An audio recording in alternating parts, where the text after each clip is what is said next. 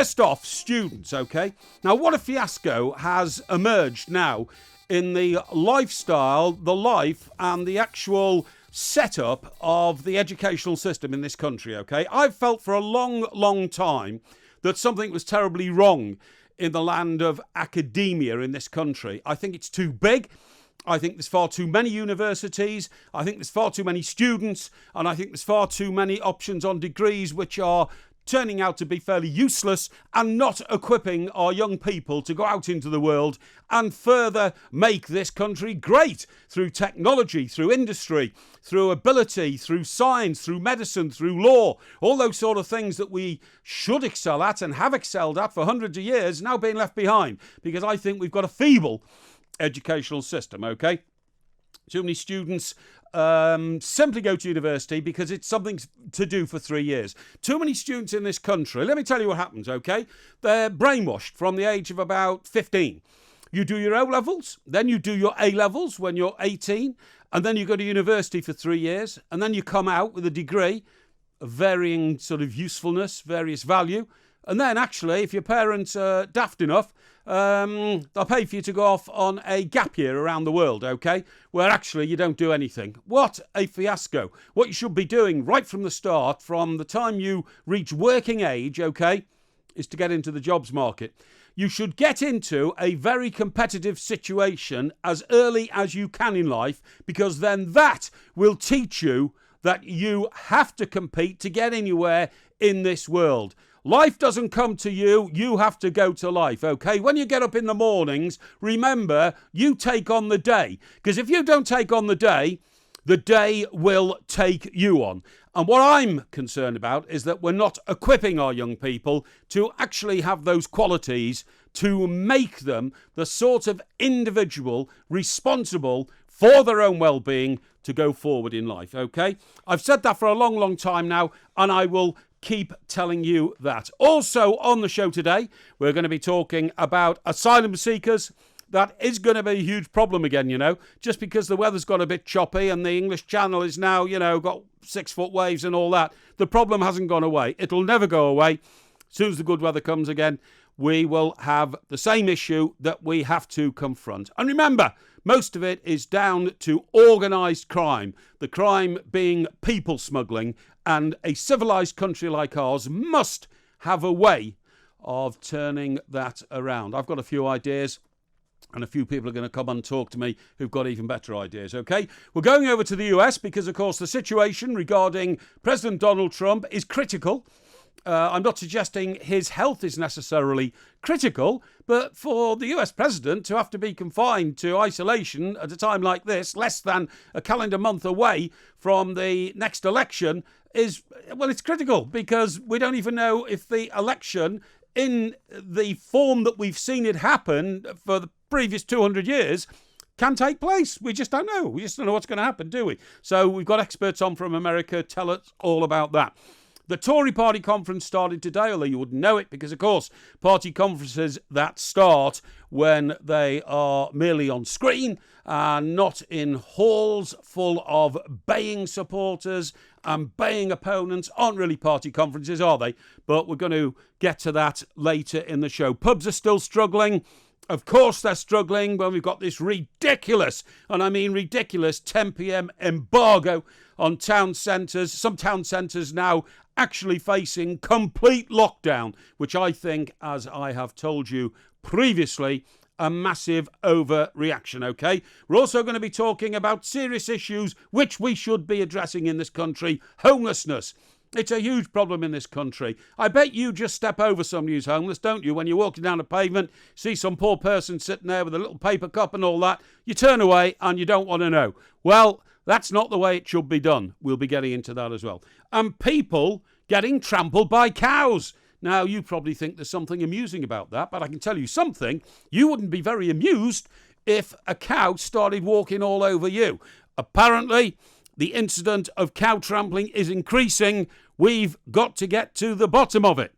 The fact that actually down in Stockbroker Belt, Surrey, I sometimes walk across a golf course and then through a field of cows is not the only reason why I think this is a serious issue which we have got to address, okay? But anyway, listen, folks, first of all, what we'll do is we'll talk about the student situation, right? We'll talk about that because I feel very strongly about it, and we are in crisis. Now, what have we got now? We've got students all over the country being, to all intents and purposes, locked up. Okay, it might only be for 2 weeks, it might be longer. We've got universities which are being locked down at the same time, so the students can't get out of the campus, okay? We've heard just today, within the last few hours, 770 students positive at Northumbria University. How could that happen? 770 students. Northumbria University, by the way, might be better known to most of you, it certainly was to me, as Newcastle Polytechnic, right?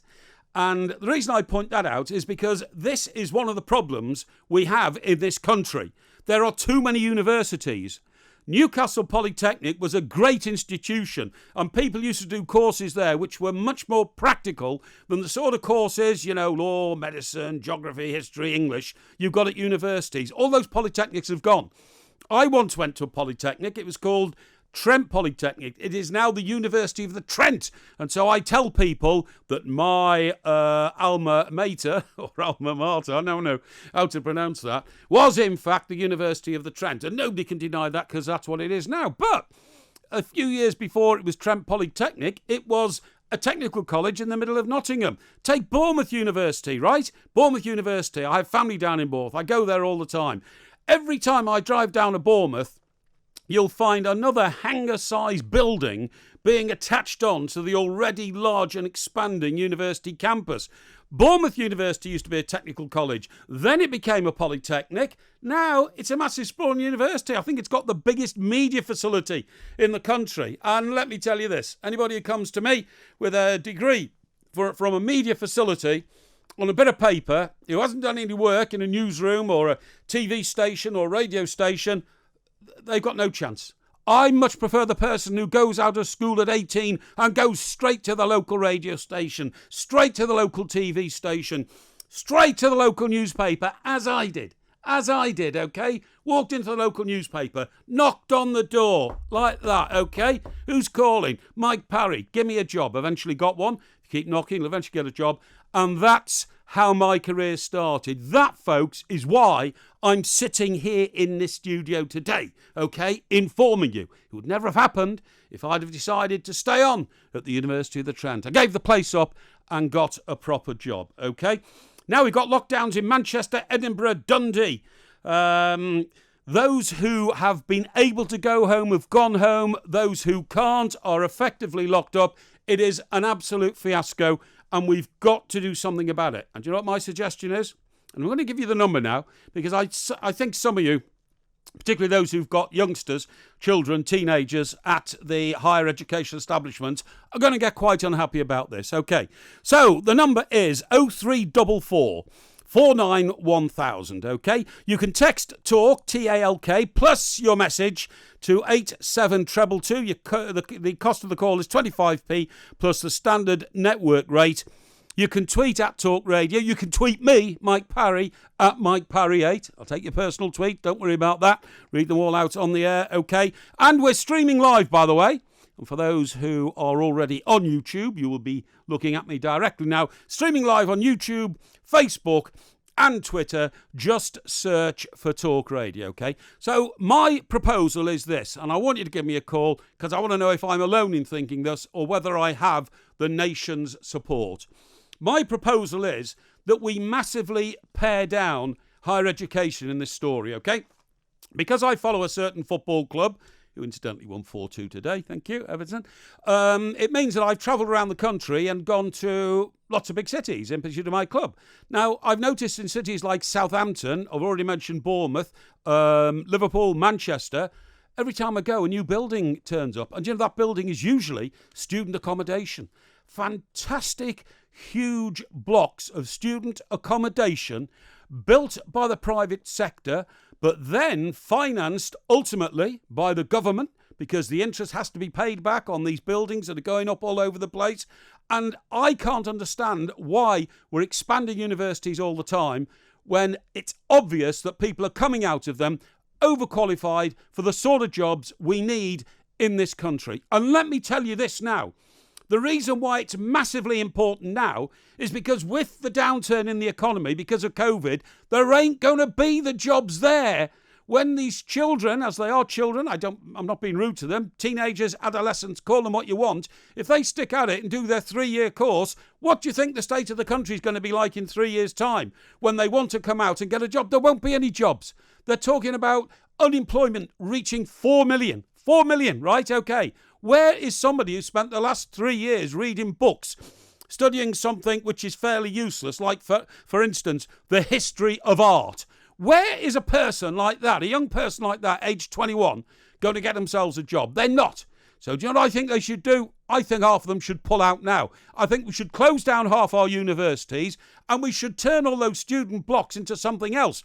Maybe houses for the homeless, which we're going to get onto later in the show. Or maybe redesignate the buildings, turn them into hotels or something like that. But I don't understand why we keep expanding the student sector in this country. I blame Tony Blair. I think he started it. Education. Why was there a need to massively increase the percentage of young people from 16 to 18 who go to university and then deprive the country of skills we really need? You won't believe this, but even in the current situation, when people being poured onto the dole queue because of COVID and the lockdown, my mate who runs a scaffolding and brick pointing business is still having to go to Czechoslovakia, right, to recruit bricklayers and lorry drivers. And that's because we don't teach people in this country the basic skills of the basic jobs that we need, okay? I think a very noble art in this country, bus drivers, okay?